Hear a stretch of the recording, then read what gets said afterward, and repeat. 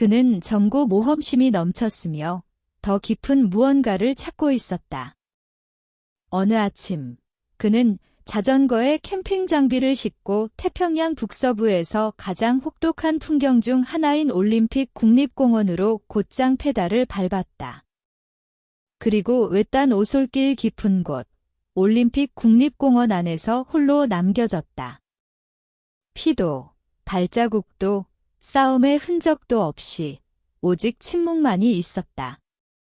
레인저들이 수색했고 헬리콥터가 스캔했지만 아무것도 없었다. 며칠이 몇 주로, 몇 주가 몇 달로 바뀌었고 1년 후 무언가가 나타났다. 그리고 그들이 발견한 것은 당신이 오프 그리드에 대해 알던 모든 것을 의심하게 만들 것이다. 제이콥을 살아있는 모습으로 처음 본 사람은 4월 5일 인디언 밸리 근처의 한 남자였다. 그 다음 새벽 1시에 페어홈 힐을 오르는 빨간 트레일러를 끌고 가는 누군가를 한 여성이 목격했다. 하지만 세 번째 목격은 수사관들을 오랫동안 괴롭힐 것이었다. 솔 듀크 핫스프링스 로드를 운전하던 한 여성이 제이콥이 무거운 짐을 끌며 언덕을 오르는 모습을 보았다. 고속도로 101번에서 불과 2마일 떨어진 곳이었다. 몇 시간 후 산을 내려오던 그녀는 호기심을 불러일으킬 무언가를 보고 차를 세우고 사진을 찍었다. 강변도로 6.3마일 지점에 제이콥의 자전거와 트레일러가 버려져 있었다. 그 장소는 이해하기 어려웠다. 캠핑하거나 자전거를 숨기기에 적합한 곳이 아니었다. 장비는 길에서 10야드, 급류가 흐르는 솔 듀크 강에서 20피트 떨어진 곳에 눈에 띄게 놓여 있었다. 폴리타프가 땅에 펼쳐져 있고 캠핑 장비가 주변에 정리된 듯 놓여 있었다. 하지만 사람들을 여전히 소름 끼치게 하는 디테일은 타프 근처의 동서 방향으로 완벽한 일직선으로 꽂힌 4개의 화살이었다. 왜 제이콥은 화살을 땅에 꽂았을까? 누군가를 위한 메시지였을까? 찾으러 올 사람을 위한 표식이었을까? 아니면 훨씬 더 불길한 무언가였을까? 다음 날 아침 4월 6일 레인저들이 현장을 발견했다.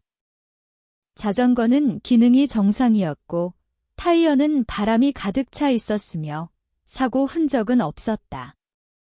제이콥의 장비 대부분은 손대지 않은 채였다. 마치 그가 가진 모든 것을 버리고 야생으로 사라진 것 같았다. 레인저 존 보이는 지원을 요청했다. 어쩌면 자전거 타는 사람이 물을 찾으러 강으로 갔다가 미끄러졌을지도 모른다. 솔 듀크 강은 올림픽 산맥의 눈녹은 물로 차갑고 빠르게 흐른다. 4디그리 셀시어스 이하의 물에서는 몇 시간이 아니라 몇 분만 버틸 수 있다. 하지만 레인저들이 강둑을 수색하면서 끔찍한 깨달음이 다가왔다. 제이콥 그레이는 단순히 실종된 것이 아니라 흔적도 없이 사라졌다. 남은 것은 질문과 이해할 수 없는 답을 가리키는 4개의 신비한 화살뿐이었다. 누군가가 실종 신고를 하기 전까지 사람은 공식적으로 실종되지 않는다. 제이콥의 경우 3일 동안 아무도 신고하지 않았다. 레인저들은 그가 짧은 하이킹을 갔다고 가정하며 자전거가 강변에 방치되어 있었다. 4월 7일 레인저 브라이언 레이가 제이콥의 장비에서 전화번호 목록을 발견하고 그의 여동생 말레리에게 연락할 때까지였다. 그 소식은 그레이 가족에게 벼락처럼 다가왔다. 제이콥의 아버지 랜디는 웨트슈트를 트럭에 싣고 산타크루즈에서 워싱턴까지 밤새 운전했다. 오리건에서 시속 100마일로 달리다 경찰에 적발되었지만 상황을 설명하자 경찰은 경고만 주고 보냈다. 하지만 랜디와 말레리가 올림픽 국립공원에 도착했을 때 충격적인 사실을 알게 되었다. 공식 수색이 시작되지 않았다. 공원은 예산 삭감으로 인력 부족이었고 법 집행 인원의 3분의 2가 다른 곳으로 전출된 상태였다. 비행기 추락 사고와 또 다른 실종 사건으로 제이콥의 사건은 낮은 우선순위로 취급되었다. 가족은 충격에 빠졌다. 수색과 구조에서 시간은 모든 것이었고 귀중한 5일이 이미 지나갔다. 랜디는 웨트슈트를 입고 솔 듀크 강에 직접 뛰어들어 폭포 뒤와 통나무 더미 아래를 수색했다. 물은 숨이 멎을 정도로 차가웠지만 그는 계속 잠수하며 희망을 잃지 않았다. 가족이 가장 좌절했던 것은 관료주의였다. 올림픽 국립공원은 자체 국가처럼 운영되어 외부 수색팀은 공식 허가 없이 도울 수 없었다. 헬리콥터로 몇 분 거리인 해안경비대는 거절되었고 자원봉사 탐지견 팀도 공원 승인 팀이 나타나지 않아 거부되었다. 제이콥의 이모 앨리스는 레인저 레이에게 제이콥 그레이의 가족으로서 강력한 수색을 요구한다고 맞섰다. 레인저는 알겠다고만 답했지만 아무것도 바뀌지 않았다. 랜디는 면 소재 옷에 PVC 레인슈트를 입고 수색하며 젖은 양말로 인해 참호병에 걸렸다. 그는 악마의 곤봉, 데벨즈 클러브, 덤불을 해치며 손이 피투성이가 되었지만 불평하지 않았다. 제이콥의 시신을 찾지 못한 매일은 아들이 살아있을 가능성이 있는 날이었다. 수색이 길어질수록 더 많은 질문이 생겼다.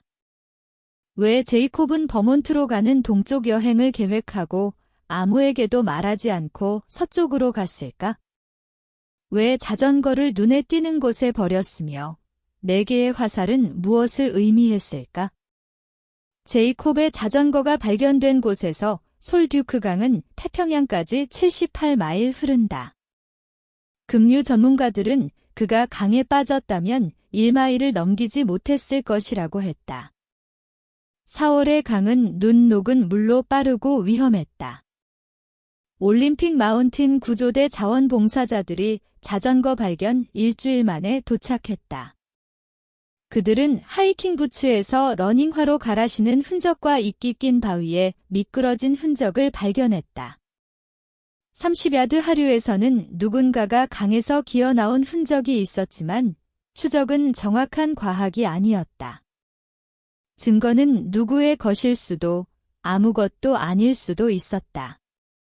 시체 탐지견 2마리가 하류의 통나무 더미에서 반응했지만 다이버들이 반복 수색했으나 아무것도 찾지 못했다.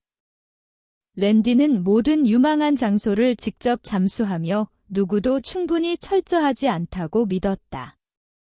그는 로프에 몸을 묶고 폭포 뒤에 웅덩이로 내려갔다. 그는 솔 듀크 강 북쪽 지류를 보호기 보드로 타며 동굴과 깊은 웅덩이를 수색했다. 수색은 그를 육체적으로 망가뜨렸다. 바위에 부딪혀 온몸에 멍이 들었고 제대로 밥을 먹지 않고 강물을 마시며 한계까지 몰아붙였다. 하지만 멈출 수 없었다. 모든 웅덩이에 아들이 있을지도 모른다. 제이콥의 사이즈인 번사이드 반바지가 하류 몇 마일에서 발견되어 시애틀 범죄연구소로 DNA 검사에 보내졌지만 결과는 음성이었다. 또 하나의 허탕이었다. 이때 공원은 제이콥의 사건을 수동적 수색으로 분류했다. 새로운 정보가 없으면 더 이상 자원을 투입하지 않는다는 의미였다. 랜디에게는 받아들일 수 없는 결정이었다. 공원이 아들을 찾지 않는다면 그가 직접 할 것이었다. 랜디 그레이는 인생을 정의할 결정을 내렸다. 그는 산타크루즈의 성공적인 건설 사업을 정리하고 제이콥을 찾는 데 전념했다. 가족집을 팔고 디젤 픽업 트럭과 슬라이드인 캠퍼를 사서 올림픽 반도로 사실상 이사했다. 수색은 강을 넘어 확장되었다. 말레리는 제이콥에게 크리스마스 선물로 준 던지는 칼이 버려진 장비에 없었다. 알파인 등반용 크램폰, 따뜻한 재킷, 배낭도 없었다. 어쩌면 제이콥은 강에 빠지지 않았고 의도적으로 자전거를 버렸을지도 모른다. 랜디는 인신매매나 컬트 모집 같은 끔찍한 가능성을 고려했다. 제이콥은 산타크루즈에서 모델 일을 했던 잘생긴 청년이었다. 누군가가 그를 노리고 도움을 요청하는 이야기로 유인했을지도 모른다. 새벽 2시에 랜디는 포트엔젤레스 거리를 걸으며 마약 중독자, 노숙자들과 대화하며 아들을 본 사람을 찾았다. 목격 정보가 있었지만 모두 허탕이었다. 제이콥은 공기 중으로 증발한 듯 했다. 말레리는 아버지에게 자신의 이론을 공유했다. 제이콥은 정말로 길을 잃었다고, 인생에서 무엇을 원하는지, 어디로 가고 싶은지, 무엇이 되고 싶은지 몰랐다고 했다. 세상의 상태가 그를 우울하게 했고 일부러 야생으로 사라졌을지도 모른다. 가족은 제이콥의 정신 건강을 걱정했다. 부모의 이혼과 어린 시절 집을 잃은 것이 그를 강타했다. 그의 어머니 로라는 그가 성인이 되는데 어려움을 겪었다고 말했다. 크로스컨트리 자전거 여행은 방향과 목적을 찾는데 도움을 주려는 것이었다.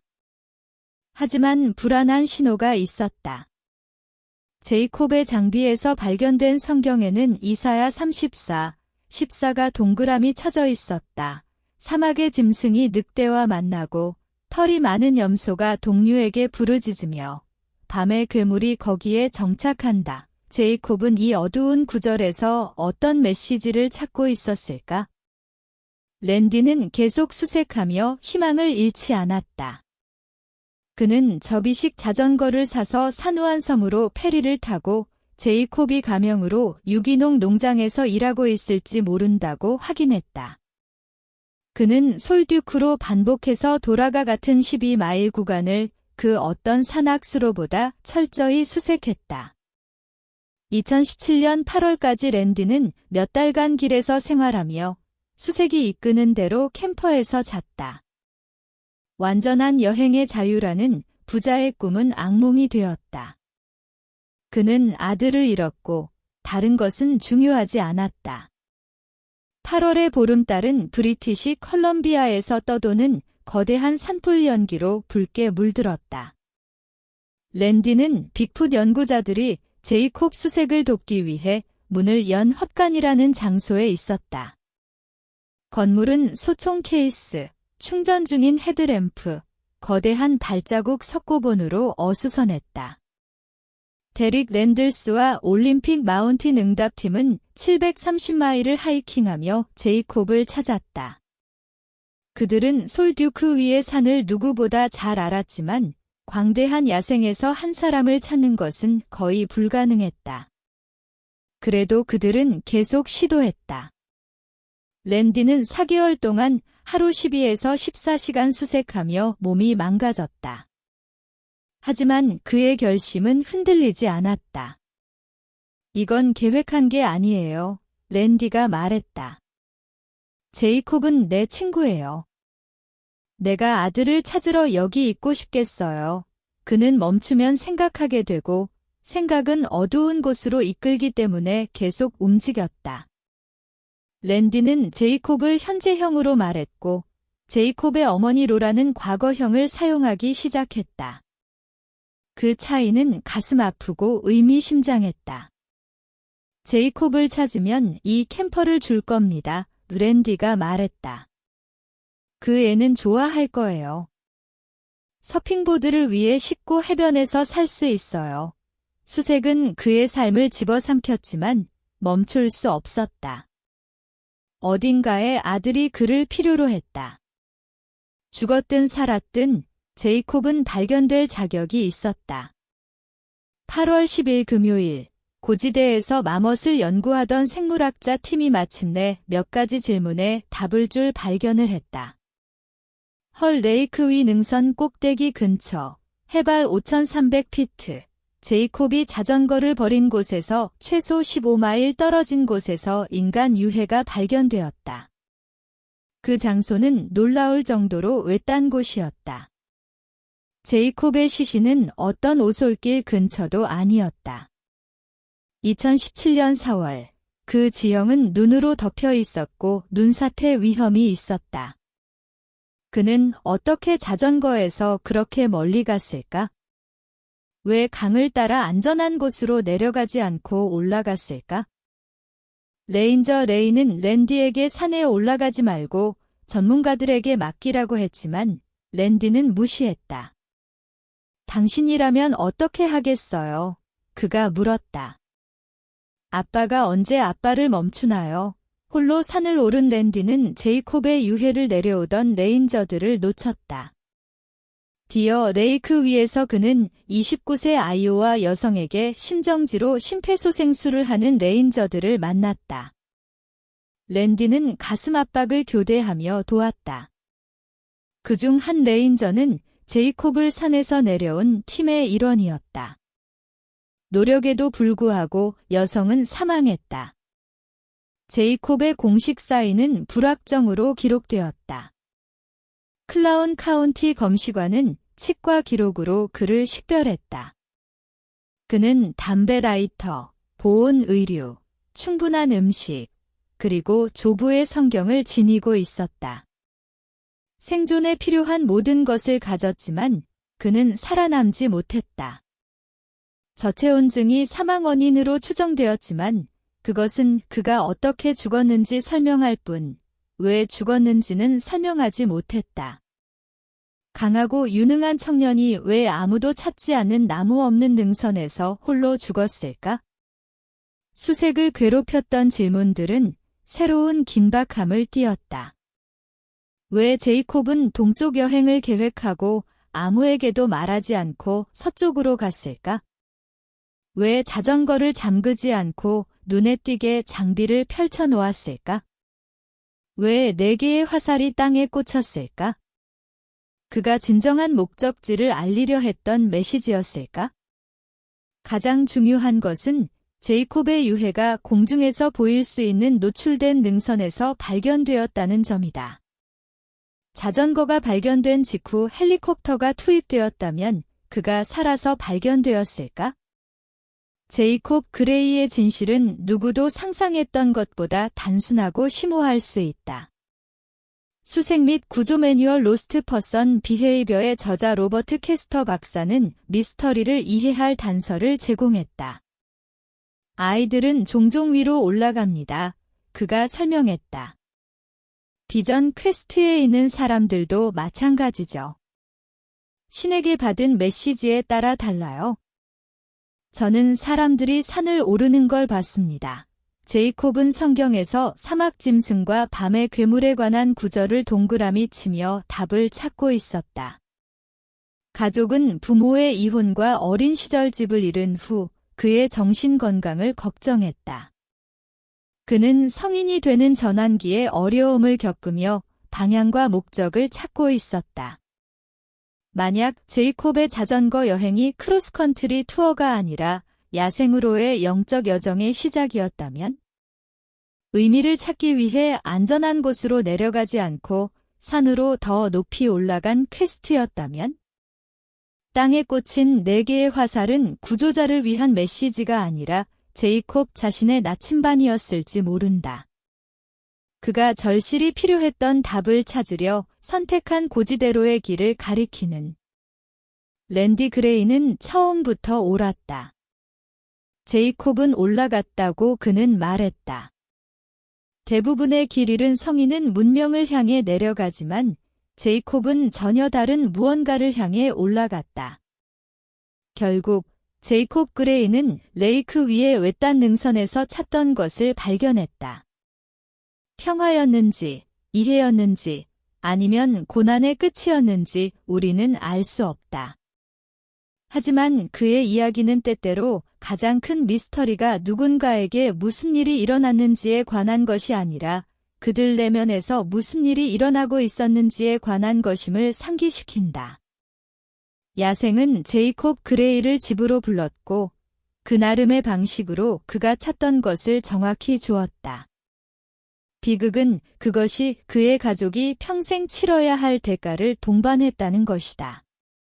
제이콥의 이야기는 단순한 실종 사건이 아니라 세상의 길을 잃고 혼자라고 느낀 청년의 의미를 찾는 여정에 관한 것이다. 결국 그는 성경의 페이지가 아니라 유일하게 중요한 목소리, 자신의 목소리만이 들리는 산의 침묵 속에서 답을 찾았다.